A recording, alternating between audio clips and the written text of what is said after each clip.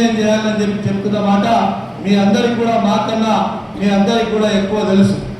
ఎందుకంటే ఇవాళ కేసీఆర్ గారు మీటింగ్ పెట్టినంటే దానికి ఒక ఆలోచన ఉంటుంది.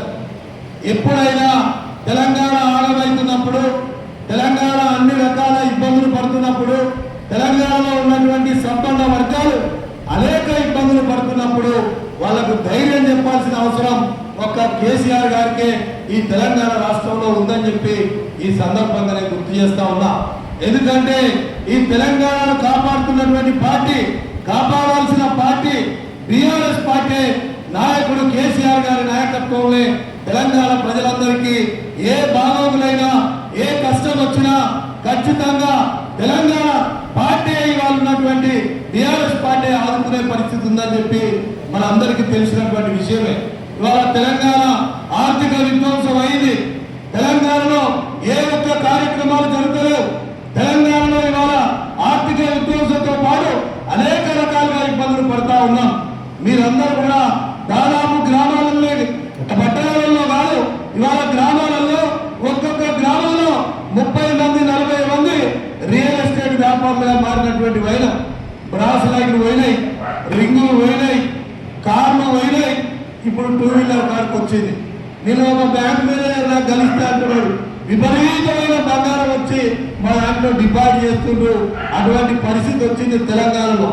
మరి అటువంటి తెలంగాణలో ఇవాళ ధైర్యం చెప్పాల్సిన అవసరం ఉంది. ధైర్యం ఎవరు చెప్తారు? మన నాయకుడు కేసీఆర్ గారు తెలంగాణ ప్రజలకు ఒక భరోసా ఇచ్చి ధైర్యం చెప్పేటువంటి మీటింగ్ అని చెప్పి మీ అందరికి కూడా నేను గుర్తు చేస్తా ఉన్నా. ఇవాళ రేపు అన్నకొండ దగ్గర ఎల్కతుర్తిలో వేలాదిగా లక్షలాదిగా మనమందరం తరలి ఆ మీటింగ్ దిగ్విజయం చేస్తే మరి అక్కడ ఉన్నటువంటి మనం పోయినటువంటి ప్రజలందరికీ ఒక భరోసా వస్తుంది. కేసీఆర్ గారే మరి రేపు దశ దిశ ఏర్పాటు చేస్తాడు. మీరు భయపడకండి, నేనున్నా అని చెప్పే ధైర్యం చెప్తాడు. కాబట్టి మనం ఆ మీటింగ్ కు అందరం పెద్ద ఎత్తున వెళ్లాల్సిన అవసరం ఉందని చెప్పి ఈ సందర్భంగా నేను గుర్తు చేస్తా ఉన్నా. ఎందుకంటే మొదటి నుండి ఆలేరంటే ఉద్యమాల గడ్డ, బీఆర్ఎస్ కు పట్టున్నటువంటి పార్టీ.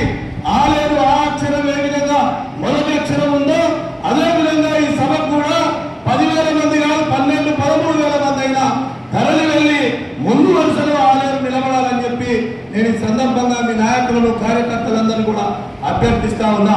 ముఖ్యంగా ఇవాళ కాంగ్రెస్ పార్టీ అన్ని విధాలుగా విఫలమైనటువంటి పార్టీ.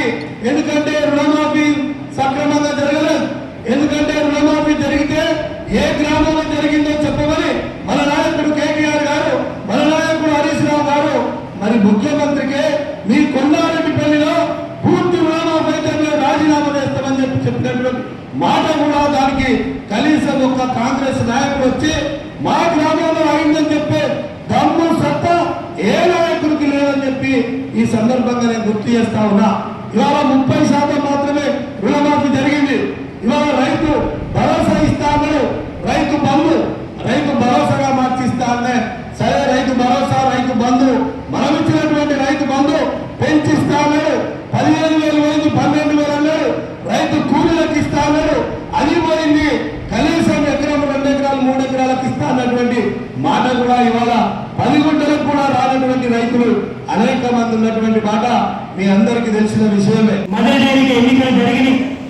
ఎన్నికలు జరిగితే గతంలో నేను కూడా చాలాసార్లు చూసిన మొదటిసారి ఎన్నికలు చైర్మన్లందరికీ సరే మందు ముందు ఏదో పోస్తూ పోయొచ్చు. అక్కడ క్యాబినెట్ డ్యాన్సులు పెట్టు లైవ్లో మేము చూసాం. క్యాబినెట్ డ్యాన్సులు పెట్టి కోమటిరెడ్డి వెంకటరెడ్డి గారు, మంత్రి గారు, ఆయన ఎప్పుడేం మాట్లాడతారో తెలియదు. మన హరీష్ రావు గారు అన్నారు మాట అసెంబ్లీలో ఎప్పుడేం మాట్లాడుతుందో తెలియదు. ప్రతిదీ కొడుకుమంటే పాయింట్ ఒకటి మాట్లాడుతున్నారు.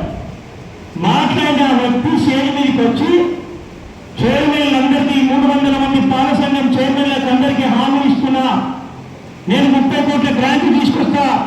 ఇప్పుడు 2.5 బిల్లులు బాగున్నాయి, 2.5 బిల్లులు కాదు మొత్తం ఇచ్చేస్తాము. అదేవిధంగా 4 రూపాయల బోనస్ కూడా మా రేవంత్ రెడ్డి ఇస్తే మా ప్రభుత్వం ఇచ్చే మాకు ఓట్లేయండి, గెలిపియండి అని చెప్పారు. పాపం ఆయన మోసం మాటలు. ఇదే బీర్లేయ గారు కూడా అక్కడ ఉన్నారు, అనిల్ కుమార్ రెడ్డి, బీర్లేయ గారు ఇద్దరు కూడా అదే స్టేజ్ మీద ఉన్నారు. వీళ్ళు హామీలు ఇచ్చారు మన ఎమ్మెల్యే గారు కూడా. కానీ ఏమైంది? మన చైర్మన్ శ్రీకర్ రెడ్డి గారు అన్నప్పుడు 2.5 బిల్లు మాత్రమే ఇవ్వాలా, ఇలా 6 బిల్లులు దాటి 7వ బిల్లుకు పోయి 7 బిల్లు రానప్పుడు పాల బిల్లు ఎంత ఘోరాతి ఘోరమని. దాన జరిగింది పాల ఉత్పత్తిదారులకు, దాన ధర పెరిగింది. ఇలా లీటర్ పాల ధర 32 రూపాయలకు 31 రూపాయలు వచ్చింది. దారుణమైనటువంటి విషయం. మళ్ళీ చెప్తున్నంటే ఇది మన ఆలేరు నియోజకవర్గం ఉన్నటువంటి బర్నింగ్ సమస్య. ఇలా మదర్ డైరీకి వచ్చే 60,000 లీటర్లలో 42,000 లీటర్లు మన ఆలేరు ప్రాంతం నుంచి వస్తాయి, ఆలేరు నియోజకవర్గం నుంచి వస్తాయి. నష్టపోయేది ఆలేరు ప్రజలే, 2 జిల్లాల ప్రజలు కాదు, మిగతా జిల్లా ప్రజలు కాదు. మరి దానికి స్పందించవలసిన అవసరం మనం ఉన్నాం, పోరాటం చేయాల్సిన అవసరం కూడా ఉంది. ఇప్పుడే సోమిరెడ్డి గారు చెప్పారు, మరి సమస్యలు ఆ సమస్యల మీద చెప్పారు. దోచుకొని తింటున్నారు. ఇక కాంగ్రెస్ ప్రభుత్వంలో ఎవరికి వారు దోసుకు తిండే వాళ్ళకి అలవాటు. ఎక్కడికెక్కడ మంత్రుల వాట, మంత్రుల మీద ఆరోపణలు వచ్చినాయి. సెక్రటరియట్లు పోయి కాంట్రాక్టర్లు పోయి 20% ఇస్తేనే నాకు బిల్లులు ఇస్తున్నారు, లేకపోతే పనులైతున్నారు. ఎవరి కాదు దోషి ఢిల్లీకి పంపిస్తున్నారు. ఎక్కడైనా అధికారుల దగ్గర కానీ ఎక్కడైనా మనకు పైసలు లేని పనులైతున్నారు. ఇది కాంగ్రెస్ ప్రభుత్వం కాదు, లంచగొండి ప్రభుత్వం. కింది నుంచి మొదలు పెడితే పైదాకా అదే పరిస్థితి ఉంది. ఇంత ఘోరమైనటువంటి ఇప్పుడు చూసిన మా గతంలో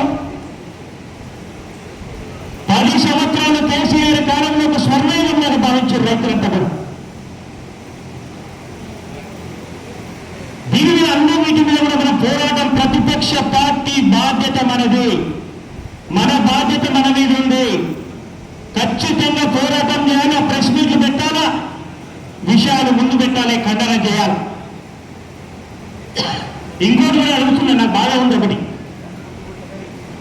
14 సంవత్సరాలు ఒక ఉద్యమ నాయకులుగా ఉన్నటువంటి సునీత గారు ఒక 10 సంవత్సరాలు ప్రభుత్వ వైపుగా ఎమ్మెల్యేగా ఉన్నటువంటి ఒక మహిళను